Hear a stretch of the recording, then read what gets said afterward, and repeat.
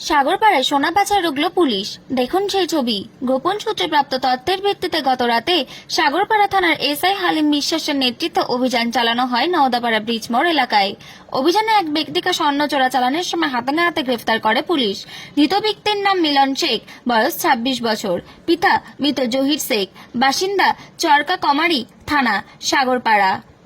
তল্লাশির সময় তার কাছ থেকে উদ্ধার হয় 3টি সোনার বিস্কুট, যার মোট ওজন প্রায় 523 গ্রাম এবং আনুমানিক বাজার মূল্য প্রায় 52 লক্ষ টাকা।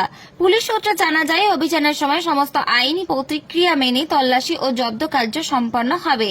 প্রাথমিক জিজ্ঞাসাবাদে মিলন শেখ স্বীকার করেছে সে অর্থের বিনিময়ে একটি চক্রের সঙ্গে যুক্ত হয়ে সোনা পাচারের কাজে লিপ্ত ছিল। ঘটনার পরিপ্রেক্ষিতে সাগরপাড়া থানার একটি নির্দিষ্ট মামলা রুজু করা হয়েছে।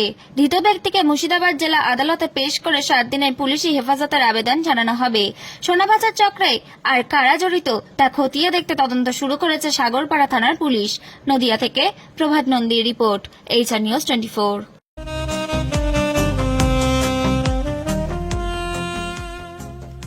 সর্বস্তরের ক্রেতা বন্ধুদের শুভ কামনায় বাবা লোকনাথ বাইক পয়েন্ট।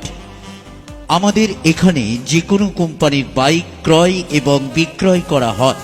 অবশ্যই মনে রাখবেন, ফাইন্যান্সের সুব্যবস্থা আছে। প্রোপাইটার দিবাকর দেবনাথ ওরফে বাপি। Mobile number 9002195367। আমাদের ঠিকানা 12 নম্বর জাতীয় সড়ক, শান্তিপুর বাইপাস, পাওয়ার হাউসের নিকট, শান্তিপুর, নদিয়া।